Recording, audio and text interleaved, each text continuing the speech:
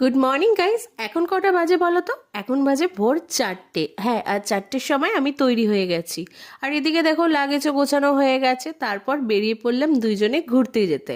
মা আমাদের সকালবেলা একটু এগিয়ে দিচ্ছিল, কারণ গাড়ি এসে দাঁড়াবে, তো মা বললো চ অতটা এগিয়েই দিই।